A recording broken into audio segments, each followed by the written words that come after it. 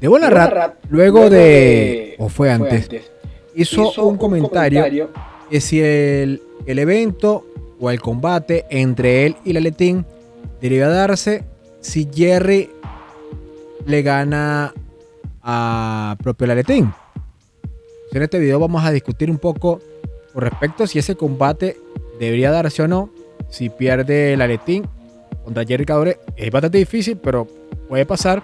Pero vamos a hablar un poco de eso, así que comencemos.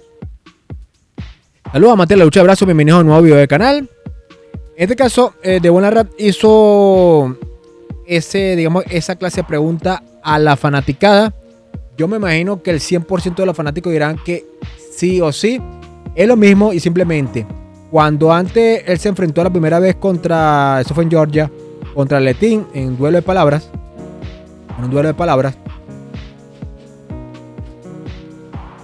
cuando él indicó tú no le puedes ganar a Jerry, tú no le puedes ganar a Michael Todd, menos me podrías ganar a mí, y si yo te gano a ti, nadie va a querer ver el combate contra Levan Formasashvili, y para mi opinión es incorrecto. Todo el universo quiere ver, van a colocar en la casilla de comentarios, todos nosotros queremos ver el combate entre Levan Formasashvili contra Laletín. Tenga chance o no Laletín, para mi opinión personal, y lo he indicado varias veces, para mí las victorias que ha tenido Laletín tanto a derecha como a izquierda no han sido contundentes. Quizás pueda ganar el Levan de la misma manera, pero para mi opinión debería mostrarse como que más sólido para uno poder pensar, wow, esto va a ser el combate del siglo. Los dos están muy parejos y podría ganar Laletín a Levan. Para mi opinión, no está cerca de ser algo indiscutible y se sigue manteniendo por un hilo.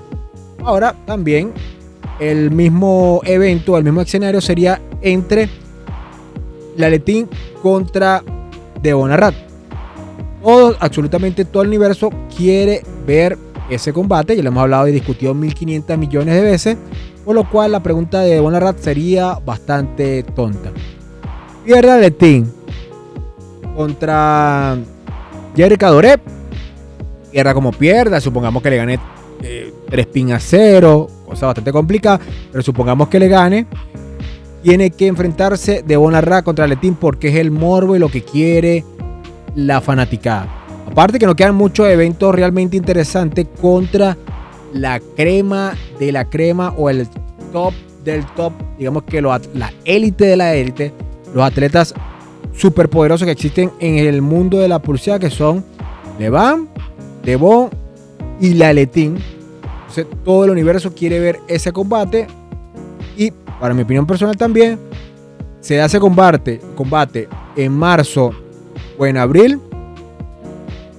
Si pierde Vita Laletín, quedaría bastante expuesto, y para mi opinión debería darse quizás una revancha.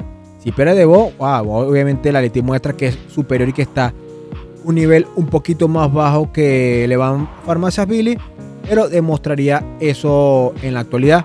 Para mi opinión, yo no creo que Laletín le pueda ganar a Devon Larratt a la derecha, a la izquierda creo que tampoco, pero en este caso sería interesante ver ese combate. Luego de eso ya no quedarían más combates posiblemente soñados. Esto es lo malo de este deporte y lo que lo hace no crecer tanto como debería crecer, incluso para nosotros los creadores de contenido, que lo hace bastante, pero bastante limitado, y por eso no despega en el punto que debería despegar.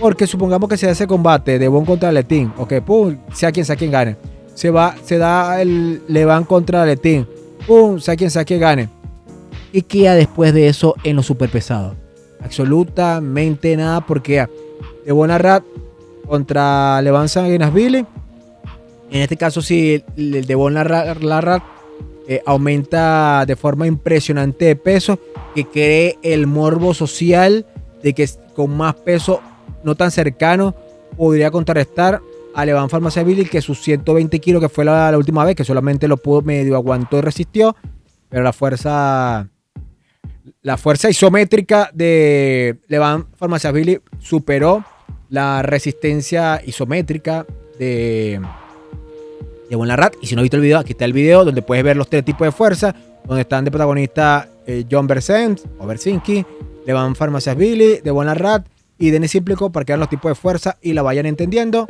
y crean polémica por ahí, pero ahí está la descripción. Pero en este caso, después de eso, no quedaría absolutamente más nada porque a los fanáticos del deporte no les interesa otros eventos de otras personas que estén inferior a los pesos. Y luego de ahí, en mi opinión, no quedaría más nada, al menos que Denis Cíplico agarrara, se curara milagrosamente, mutara otra vez, que no creo que sea tan... Sí es bastante estúpido, pero no creo que sea estúpido al doble para mutar e ir contra cualquier bestia. Sabemos que eso no pasará. Repito, no queda absolutamente nada más nada en el deporte, para mi opinión, por más fanáticos que pueden ser al mismo. Luego de esos combates, o 2026, no queda más nada, al menos que cree un poquito de morbo. Tampoco que vaya Brian Shaw contra Levan Formasabili y que Brian Shaw mejore milagrosamente o que acelere los años en un plis-plas y vaya contra Levan Formasabili. Es lo único que podría dar quizás marketing, quizás un poco de morbo, pero el resto yo no veo más nada interesante. Pero para que sea interesante, si no te has suscrito, suscríbete al canal que te ofrece la información más interesante con respecto a lucha de brazos y con respecto al mundo de fitness. No sé qué hacer con respecto al mundo de fitness, que casi a nadie le interesa. La inteligencia artificial me dice que separe los contenidos de fitness y lucha de brazos, porque este canal se ha convertido en un canal de lucha de brazos, que tampoco despegan por eso. Pero al final, gracias a todos, papá, y aplauso por ustedes.